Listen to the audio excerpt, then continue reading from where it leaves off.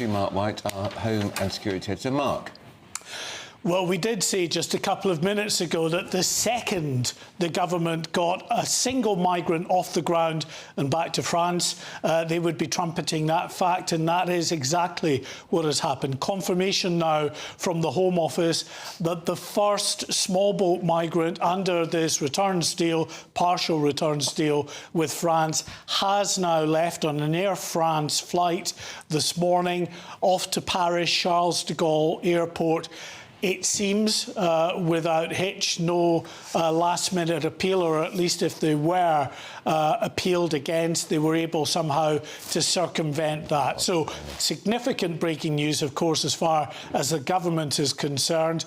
A single small boat migrant has gone. But the government, I'm sure, will argue that at least, you know, the process, as modest as it clearly is underway. Mark White, they told us it would be 50 a week. We're now, how many weeks? Was it 2 months ago this policy was unveiled? One so far. Small progress. Is it small progress? It's absolutely minute, the progress, there's no doubt. But I think this is what we are going to be faced with going forward, because there is no way that the legal sort of wraparound protections that the migrants get, both in terms of the lawyers that are representing migrants, but also the NGOs and charities, will continue to do their utmost to ensure the best possible outcome for the migrants that they represent. And what that will mean is every time a migrant is detained, is then told that they are subject to deportation back to France, then this wraparound service from these NGOs and charities and lawyers will swing into action, and they will appeal that. So I think it will be a frustrating process for the government going forward, as they will have to deal with legal challenge after legal challenge, which all that does, of course, is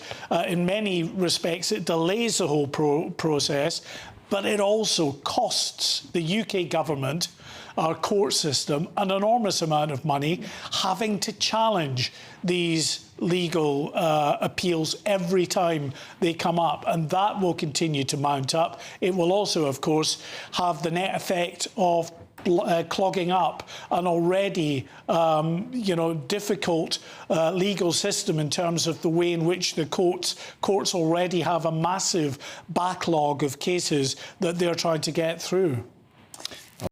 Using the internet without a VPN, a virtual private network, is a bit like taking to the road without car insurance. All it takes is one unlucky moment to cost you a lot of cash.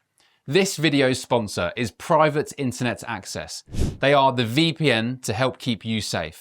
Click the link in the description below to find out why over 30 million people have downloaded PIA to protect themselves online.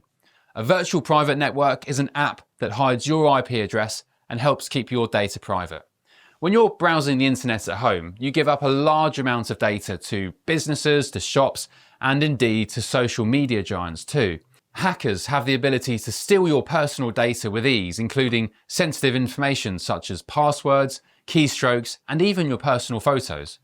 Private Internet Access helps protect your personal data by encrypting your internet connection to keep your data out of the hands of cybercriminals.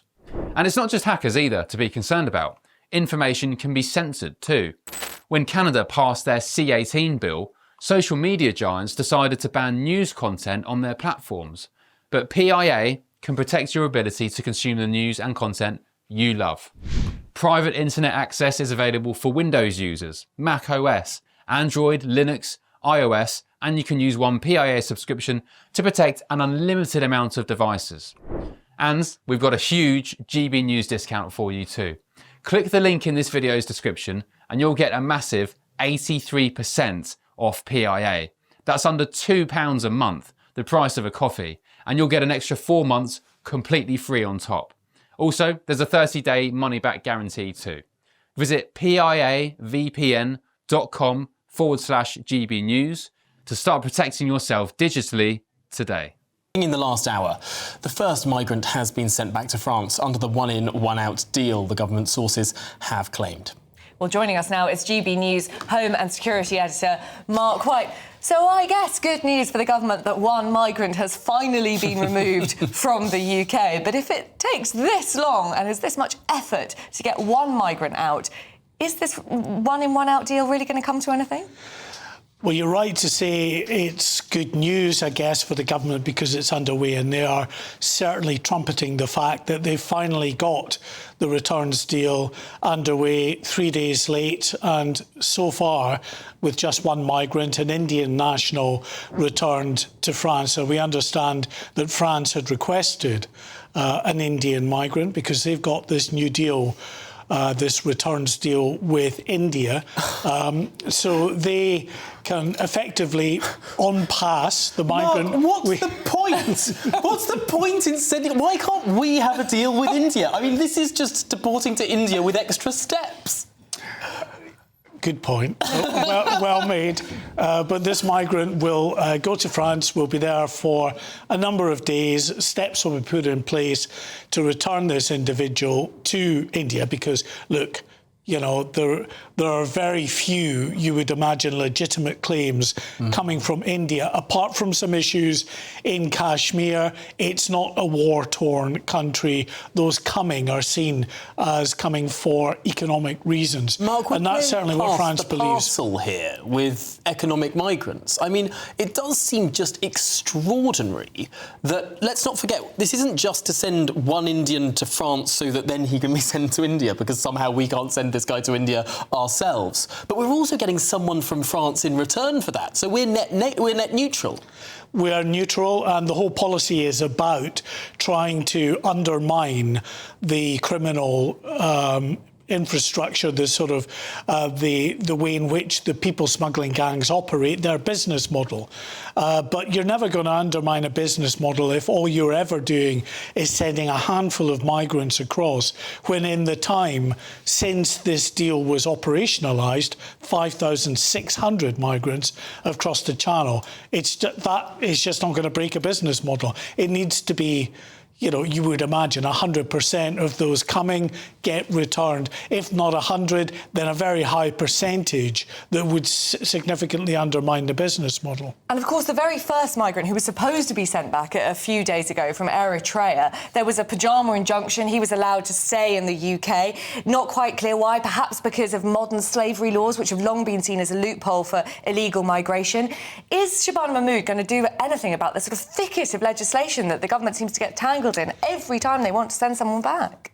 I think she'll try, but they will get tangled in this every time they try, because you've got teams of lawyers, charities, NGOs all wrapped around each and every migrant who is earmarked for return to France, and they will try to frustrate it at every turn. This particular claim, of course, was under modern slavery rules that they were appealing. It's been described, that particular appeal, by Shabana Mahmood as a vexatious appeal. She wants to look again at modern slavery laws to ensure that they are not being, somehow subverted by the legal process here. Good luck to her on that, because I think that will be very difficult to do, to try to prove, because certainly the lawyers are already saying it's not a vexatious claim.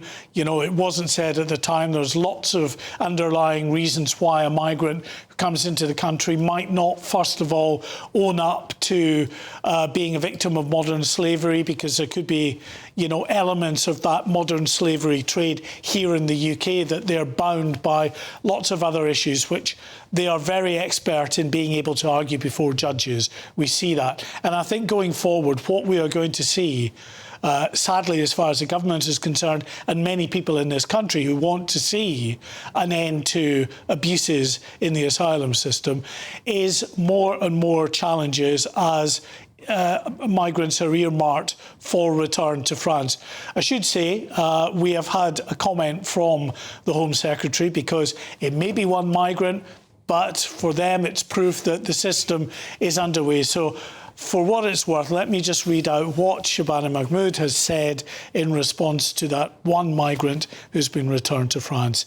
This is an important first step, she says, in securing our borders. It sends a message to people crossing the Channel that if you enter the UK illegally, we will seek to remove you. She goes on to say, I will continue to challenge any last-minute, vexatious, that word again, attempts to frustrate removal in the courts.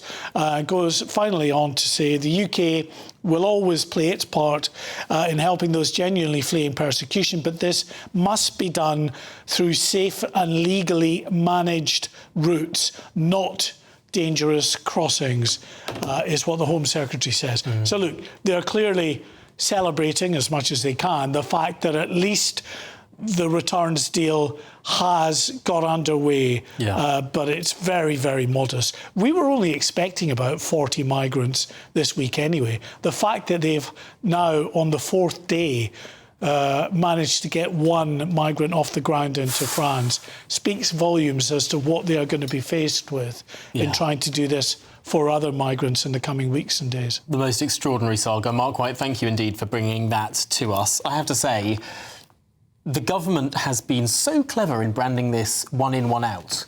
Because it's actually one out, one in. It is, and I suppose the proof will be in the pudding in terms of whether it does prove as a deterrent for maybe the crossings will all dry up and Mark White will be smirking a little bit less when we see him next week. But we'll have to wait and see. Booking my leave. Amazing, Let me know when Well, that Mark White, happens. thank you indeed for being there for us. This is Good Afternoon Britain on GB News.